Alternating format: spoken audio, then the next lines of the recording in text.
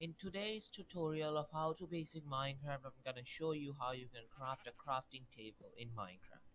It's actually really simple. You only need 4 planks, and here's how you do it.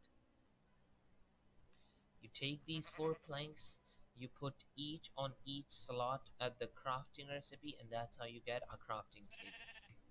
Ignore these 4 crafting tables because this is the 5th attempt of the video, and that's how you get a crafting table.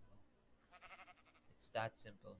Okay, so this video is also in 4K, so if anybody want to flex his god PC, then he can watch that in 4K too. So yeah, this is it for today's video. Hopefully I'll see you in some other video. Take care.